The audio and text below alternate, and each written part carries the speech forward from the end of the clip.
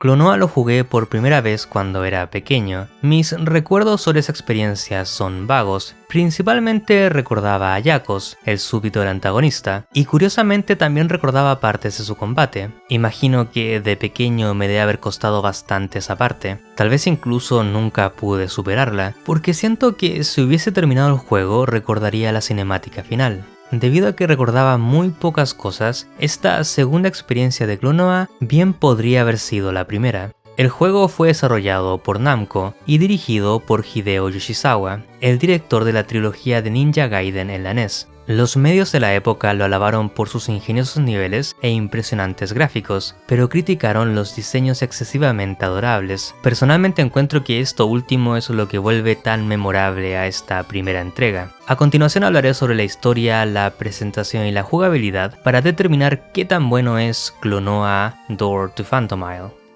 ¿A dónde van los sueños? Es la pregunta que plantean al comenzar la aventura y la pregunta central durante el desarrollo del juego. Según una leyenda local, estos sueños se van al mítico Reino de la Luna y son usados para dar forma al mundo de Phantom Isle. El espíritu oscuro, celoso del poder omnipotente del espíritu de la luna, decidió comenzar una rebelión. Los espíritus del aire, bosque y agua se unieron al espíritu de la luna para combatir a este poderoso adversario. El combate fue largo, pero eventualmente lograron encerrar al espíritu oscuro. La paz reinó en Phantom Isle por un buen tiempo, pero un día Gadius, el espíritu oscuro, escapó de su prisión sediento de venganza. Su objetivo es sumir este mundo de ensueño en una pesadilla eterna. Antes de adentrarnos más en los personajes y el desarrollo de la historia, me gustaría hablar sobre la estética del juego. Aun cuando la jugabilidad es principalmente 2D, el mundo y los personajes están en 3D.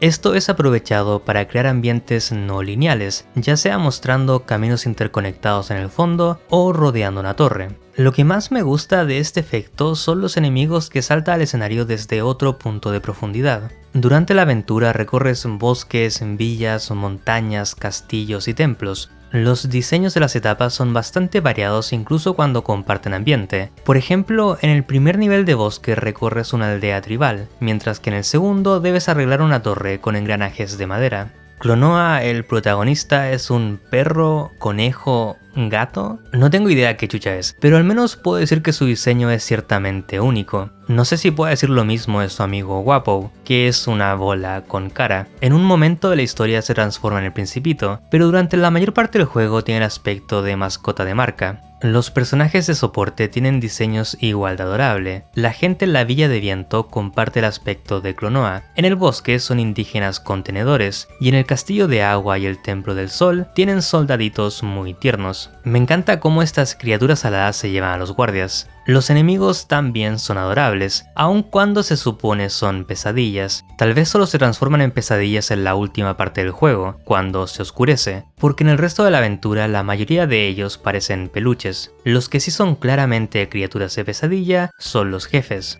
El juego hasta en las voces rebosa de ternura, dado que los personajes realmente no hablan, sino que balbucean en el estilo de Banjo-Kazooie, aunque este juego salió antes.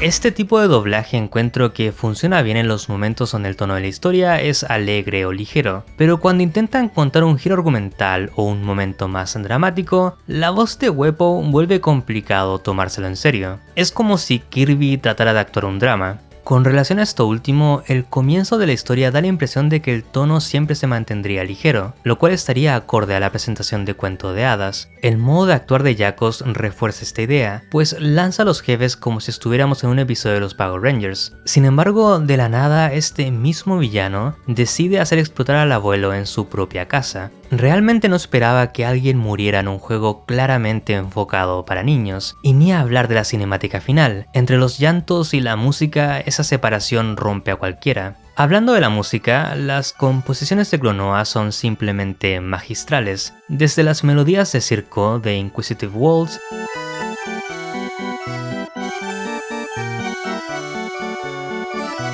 hasta los tonos tensos de Wheel of Woe.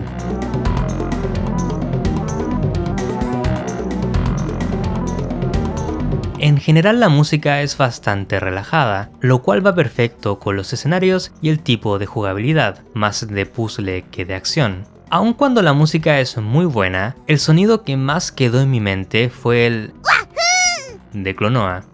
Sacando los controles de movimiento, Klonoa solo ocupa dos botones. El primero te permite saltar, mientras que el segundo te deja lanzar una bala de aire. Cuando impactas al enemigo con un disparo, estos se inflan y luego reposan sobre los brazos del protagonista. El hecho de que se inflen con aire implica que esas criaturas de pesadilla están huecas por dentro, y también que alguien en el equipo de desarrollo tenía un fetiche bien específico. Una vez en tus manos, puedes lanzar a los enemigos hacia cualquier dirección que no sea hacia arriba. Incluso puedes lanzarlos para abajo y realizar un doble salto. Hacer estos dobles saltos se siente muy bien. No sé si será la animación o el pero algo tienen que los vuelve muy satisfactorios. Tal vez sea el mejor doble salto que he visto en un juego de plataformas. Cuando lanzas enemigos a otros planos, es el único momento donde el juego aprovecha la profundidad del escenario 3D. Igual a veces era difícil saber dónde tenía que pararme para golpear un objeto en el fondo, así que tal vez por eso decidieron no expandir más la idea. De cualquier forma, este ataque que se basa en utilizar a los enemigos como proyectiles es la mecánica más novedosa que tiene el juego.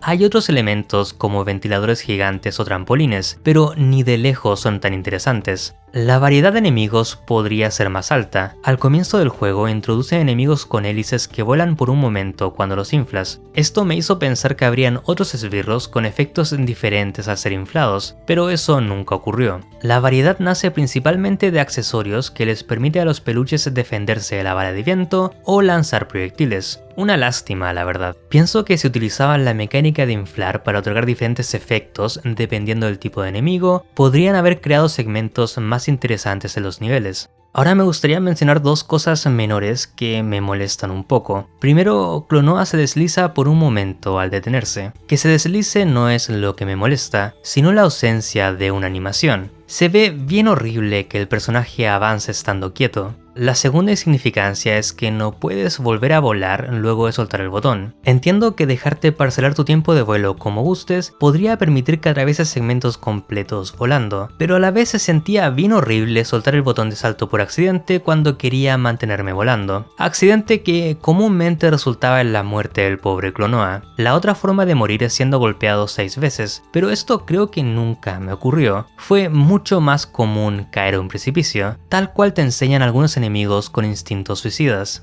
Las etapas o visiones, que es como las llama el juego, son principalmente lineales, al menos en el sentido de que tiene solo un camino principal. Las rutas alternativas terminan en caminos sin salidas y suelen contener algún tipo de coleccionable, ya sean cristales que te dan más vidas o habitantes del lugar que estás recorriendo. Rescatar a todos estos habitantes es necesario para desbloquear la visión extra, pero si no logras encontrarlos a todos la primera vez que juegas un nivel, debes esperar hasta después de los créditos para volver a intentarlo.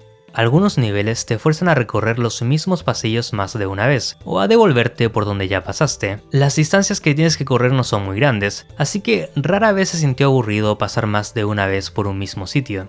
Los jefes me gustaron bastante, casi todos tienen entre 3 o 4 ataques, lo cual les otorga una buena variedad a los encuentros. Además, no se siente como que repitan la misma idea entre jefes. Uno debes golpear la espalda, otro debes lanzar enemigos hacia la pantalla, otro te pide esquivar obstáculos a distinta profundidad, otro te pide cambiar de color el piso y otro te pide esquivar obstáculos dentro de una rueda en constante movimiento. En mi opinión, enfrentar a los jefes fueron los momentos más interesantes del juego. Entonces, ¿qué tan bueno es Klonoa Door to Phantomile? Es bastante bueno.